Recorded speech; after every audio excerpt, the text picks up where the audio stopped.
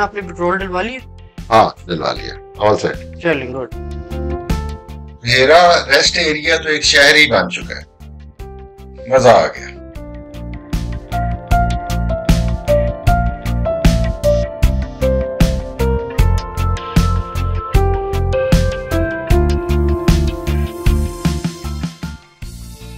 वैसे ट्रैफिक बने बगैर फास्ट लेन में आने का अपना ही स्वाद है।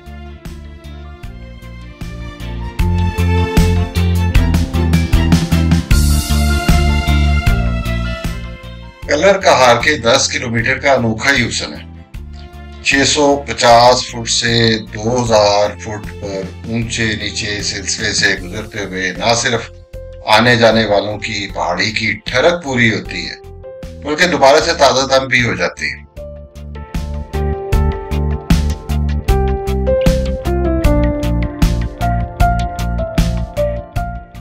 इतनी खूबसूरत बस है। हाँ, खूबसूरत भी है और डैशिंग भी है।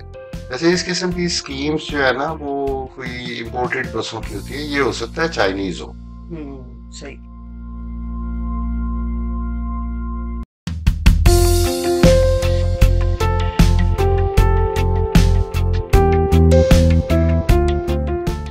ये इस्लामाबाद टोल प्लाजा है और यहाँ से M2 खत्म हो जाती है और यहाँ से एक शॉर्ट स्ट्रेच है जो M1 Islamabad Peshawar toll plaza है। और इन दोनों टोल प्लाजास के दरमियान लेफ्ट साइड पे इस्लामाबाद रावलपिंडी के लिए एग्जिट भी है, जहाँ हमने एग्जिट नहीं करना, एक्चुअली हमने स्ट्रेट इस्लामाबाद पेशावर मोटरवे पर ही जाना है।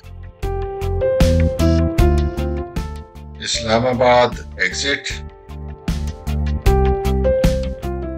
लें जी, चंद मिनटों में हम इस्लामाबाद टोल से पेशावर मोटरवे टोल प्लाजा पर पहुंच गए। अब हम कंटिन्यू करेंगे पेशावर इस्लामाबाद मोटरवे को तकरीबन 50 किलोमीटर के लिए और एग्जिट करेंगे एबटाबाद हरीपुर इंटरचेंज से। इरफान कहीं कॉफी ब्रेक करना है आगे जाके। देखो आगे कोई अच्छी जगह मिली तो कहीं रुकेंगे, हैं? क्या ख्याल है? इशू तो नहीं है? नहीं कोई इशू। तकरीबन 50 किलोमीटर की मुसाफत के बाद हम एबटाबाद हरीपुर इंटरचेंज पर आ चुके हैं। यहाँ से हमने M1 से एग्जिट करना है। इसको हजारा मोटरवे इंटरचेंज भी कहते हैं। आज नाइट स्टे हमारा होटल 1 मानसेरा में है और होटल 1 मानसेरा बहुत ही जबरदस्त होटल और बहुत अच्छी जगह पर है। इसी हजारा मोटरवे पर एक क्या मुकाम आता है जो बाईपास करता है एक्चुअली मानसेरा शहर को। हर तरह की फैसिलिटी वहाँ है, बहुत ही कंफर्टेबल होटल है, वहाँ आगे पीछे बड़े अच्छे रेस्टोरेंट्स वगैरह भी हैं। हजारा मोटरवे बड़ी अहमियत की हामिल है। उसकी वजह ये है कि ये नेशनल हाईवे N35 के नाम से आगे बढ़ती है। थाकोट के मुकाम से ये कराकोरम हाईवे हो जाती है और दासू और बादशाह डैम्स जो हैं वो भी इसी एक्चुअली शाहराह पर मौजूद है। और ये वो शाहराह है जो खुंजराब के मुकाम पर चाइना बॉर्डर से मिलाती है। ये जिस रूट का चाइना बॉर्डर पहुंचने के लिए मैंने आपसे जिक्र किया, ये रूट लेंथ में तो 80 किलोमीटर छोटा है, लेकिन दासू और बादशाह डैम्स जहाँ बन रहे हैं वहाँ पे बहुत लंबा हिस्सा जो है वो सड़क का खराब हुआ है और वहाँ पे ट्रक्स भी काफी ज्यादा माल बरदार जो है वो फंसे हुए होते हैं। वहाँ कुछ चेक पोस्ट भी बहुत ज्यादा है और उन पे भी लंबी लाइनें लगी हुई होती हैं, तो बहुत टाइम टेकिंग बन जाता है। तो हम थोड़ा सा 80 किलोमीटर लंबा रूट लेंगे और हम मानसेरा से बालाकोट की तरफ जाएंगे और वहां से हम कागान और नारान, बाबूसरटॉप, वहां से चिलास से जाके कराकोरम हाईवे को पकड़ेंगे। लिहाजा रूट में तब्दीली की वजह से हमने गाड़ी में भी तब्दीली आखिरी वक्त में कर दी।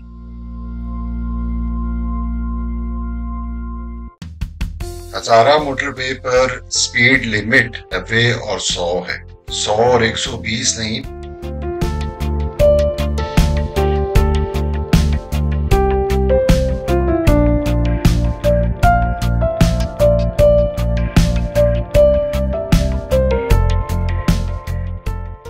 इरफान, हम पहले कभी इस रास्ते पे आए? पहली दफा आ रहे हैं, ये अभी बनी है। ओके।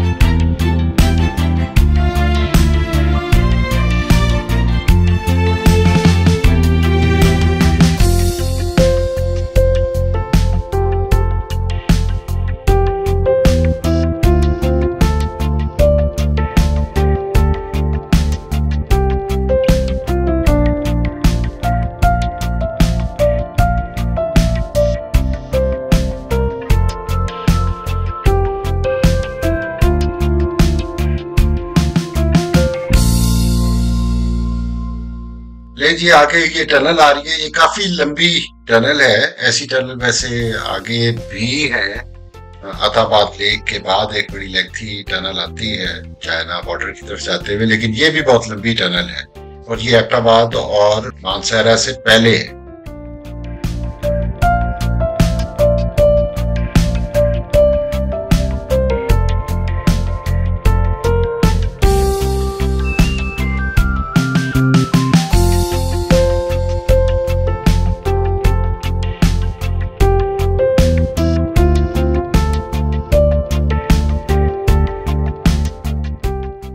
टनल्स बनाने की दो वजह हैं। एक तो high angle of climb and high angle of descent loaded trucks को सूट नहीं करता था, और दूसरा ऐसे एरियाज जहाँ पे बहुत हैवी लैंडस्लाइडिंग थी, वहां पे एक रोड की परमानेंस को रखने के लिए उन्होंने टनल्स बनाई जिसके ऊपर जितनी भी लैंडस्लाइड हो, ऊपर पहाड़ भी बनते हैं, बीच में से रोड ऑपरेशनल रहती थी।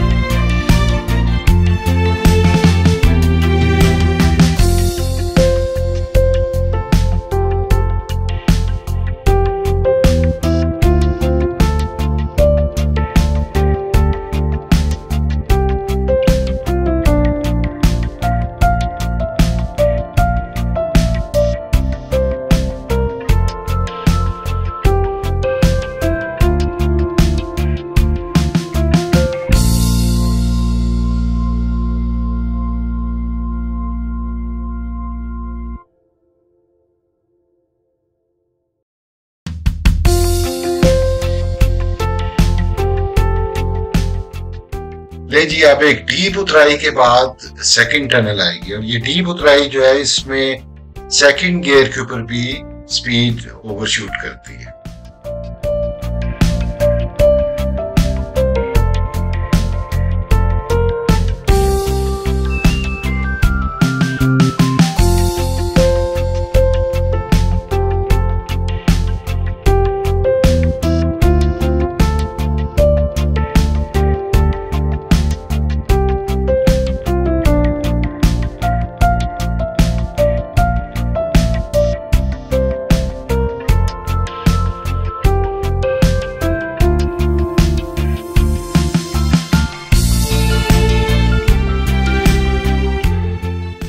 इरफान, ये देखें रोड की साइड्स कितनी अच्छी इन्होंने डेवलप की हुई है और प्रॉपर प्लांटेशन की हुई है, और बिल्कुल नहीं लग रहा कि ये पाकिस्तान है।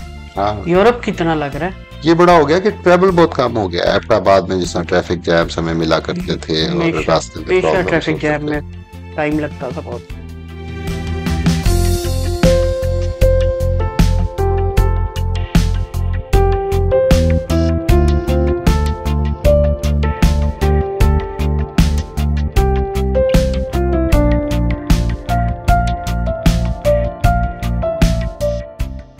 नायमा, अब हमारा सफर वैसे रह गया थोड़ा सा ही। क्या ख्याल है, कमरे में ही पहुंचे, वहीं सुकून से सेटल होके फिर कॉफी पिए? चलिए ठीक।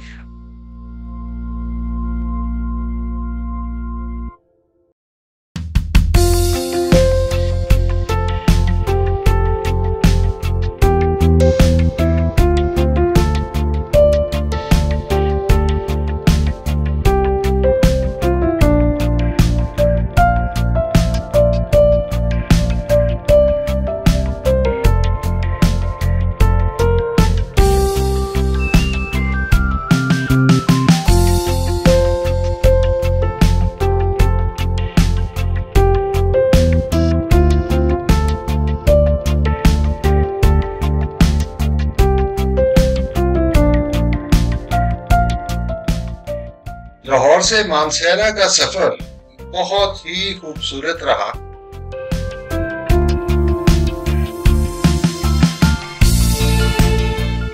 अब हम बिल्कुल अपने डेस्टिनेशन के नजदीक हैं। हमें यहाँ पहुंचने में तकरीबन 7 घंटे से ज्यादा लगे और उसमें बहुत ज्यादा टाइम हमने भेरा पे गुजारा। वो भी बहुत खूबसूरत टाइम था, हमने बहुत एंजॉय किया। यहाँ से आगे पहाड़ी इलाकों में फ्यूल की शॉर्टेज हो जाती है रास्ते बंद होने की वजह से, और जब सीजन पीक वहाँ पे लोग बहुत आए होते हैं तो फ्यूल की कंजम्पशन भी होती है, जिस वजह से डिमांड होती है। पेट्रोल पंप्स पे लाइनें लगी होती हैं, और बहुत दफा ऐसे भी होता है कि पेट्रोल पंप्स पे फ्यूल ही अवेलेबल नहीं होता, और इस वजह से जहां जहां पॉसिबल हो आप फ्यूल लेते जाएं। जब भी कहीं से मूव करने लगे टायर्स को एक नजर देख लें, कोई फ्लैट ना हो रहा हो, कैसा ना हो रहा हो, क्योंकि शहर और जहाँ पे टायर के काम करने वाले ये वो लोग ऐसे जहां जहां अवेलेबल हो सकते हैं वहीं पे चीजें चेक करके निकले। पानी का लेवल्स चेक कर लें, उसमें अगर कोई कमी है, किसी मैकेनिक को चेक करवाना है। व्हीकल की फिटनेस की डिपेंडेंस उतनी ज्यादा बढ़ती जाएगी जितना आप आगे निकलते जाएंगे। ये देखें जी, क्या जबरदस्त सीन है, क्या जबरदस्त जगह है, और इस जगह पे होटल 1 का होना ये तो बिल्कुल ही एक पैराडाइज वाला काम हो गया है।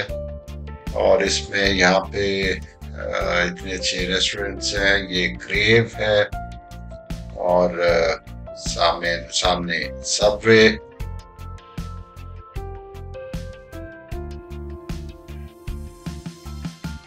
सामने बैठने के लिए भी बड़ी अच्छी जगह है, और ये यहाँ पे रौनक भी रहती है। ऐसा नहीं है कि बिल्कुल कोई डेड पॉइंट हो।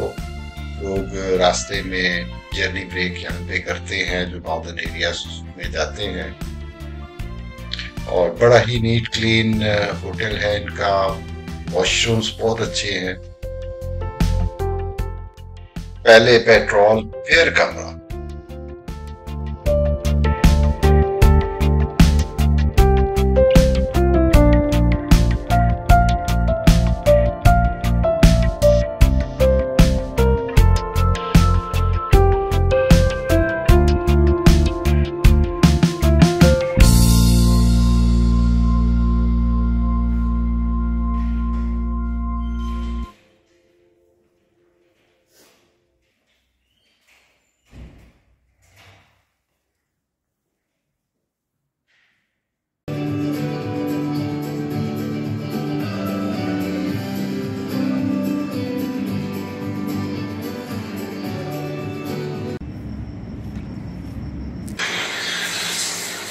कोल्ड ड्रिंक कौन सी लेनी है?